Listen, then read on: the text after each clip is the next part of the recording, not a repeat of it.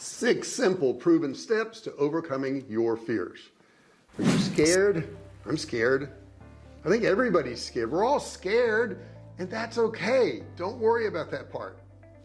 In this video, I'm going to show you how you can overcome your fears. Don't forget to subscribe. Hit that subscribe button down there. Turn it from red to gray. Don't forget to ring the bell. Turn on all bell notifications so you're notified each and every time I go live or if I upload a new video. Now, let's talk about fear. The key is not really to eliminate your fears. The key is to face your fears. If you can face your fears, you can handle it.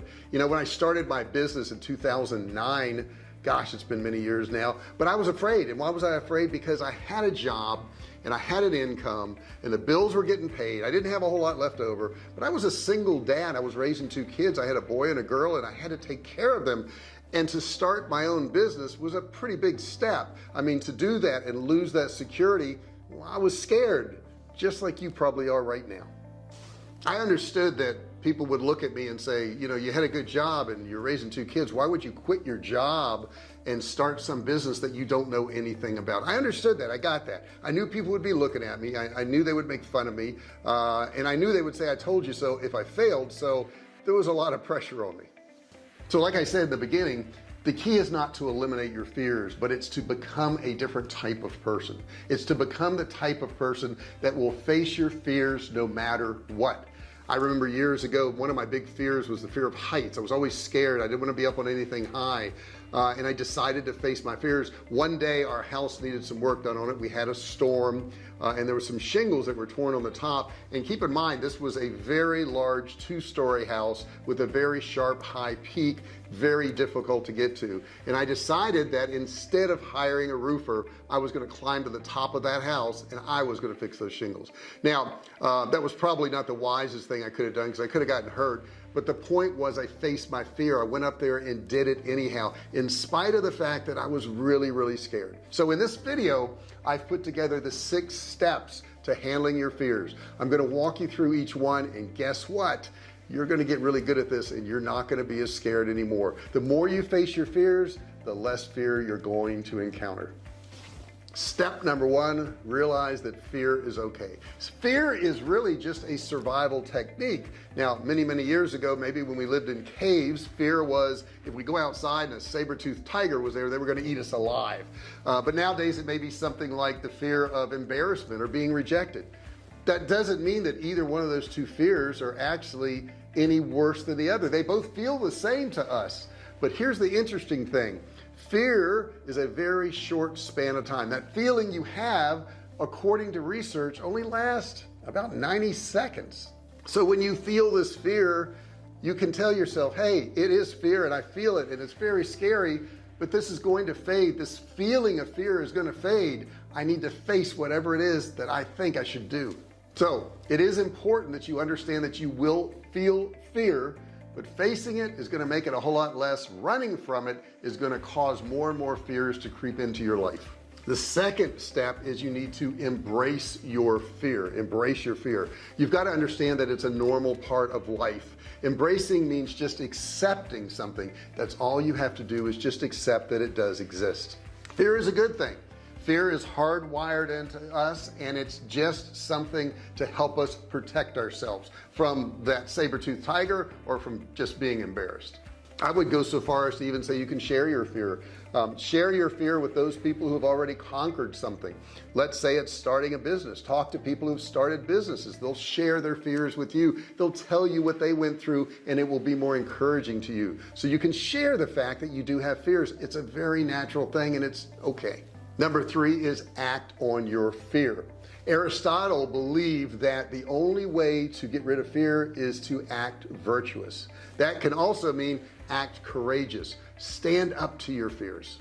Too often we avoid things and anxiety takes over and we start avoiding all these fears, and actually more and more will creep into your life. The only way to really overcome your fears is to act. The fear doesn't go away and then you act. You act and you add action, and then the fear subsides. It's kind of a backward situation, but you got to trust me on this. It does work. And I want to add something else to that. The fear of starting something and the fear of failure at something is a fear. It's a real fear. But what about the flip side of that? What if you don't do that thing? Now, I was getting older in my job, and I was figuring that at some point they may fire me because of my age or something like that. And that was a bigger fear to me than the fear of starting something. So what would happen if you did not do the thing that you know you should do? What would happen if you didn't start that business? Would you be stuck in a job that you hate for the rest of your life, never really making much money and never really getting ahead? But if you started the business, could you turn all that around? Look at the downside of not facing your fear. By avoiding these fears, are you making those fears a lot worse than what they really are? For me, I'd rather have an ocean of fear than a river of regret. Step 4, repeat. A lot of fears will creep into your life. Years ago, I was learning how to fly an airplane, and part of flying an airplane was to do what's called a stall. And a stall means you bring the nose of the airplane all the way up, you bring back the fuel, and you let the nose drop, and it goes straight down. Now, that was a very scary thing for me, and I always worried about being able to do that. And I just told myself that I had the capability, I had the ability to do this. And I got to where I could do that stall in an airplane, and I got okay at it. But when I actually went to take my lesson, I made a bigger mistake. I brought the nose of the airplane up and it stalled, and I hit my right rudder, which turned the airplane into a spin down towards the ground. Now, I had my instructor next to me, and this is the person that was judging me on my flight skills, and this is the person that was going to approve me to get a pilot's license. And I could feel him slowly turn his head and look over at me as I was sweating what just happened as the airplane was spiraling to the ground. Now, I remember from my training, they said hit the other rudder and it will stop the spin. As soon as you stop the spin to the ground, pull back your power and slowly bring your nose up, and then give it power again, and you'll come out of it. And that's exactly what I did. And we started flying straight and level again, and I slowly turned and looked at him. He was still looking at me, and he said, well, I guess that was more difficult than just doing a stall. So I had faced my fear, and it came out even worse than I thought, but I came through it. And you will too if you just face your fears and repeat over and over, facing all your fears. Now, there's a couple other things. Number 5 is going to be for you to learn more. The reason we're fearful in many cases is we don't know the outcome. We don't know the outcome.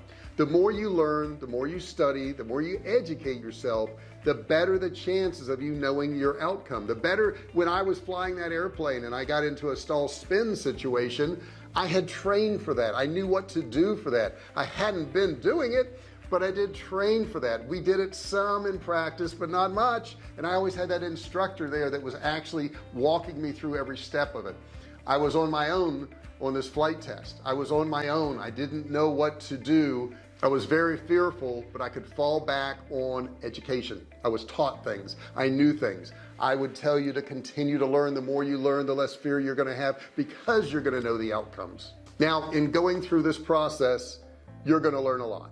You're going to have knowledge that a lot of people will never have, because they never faced their fears.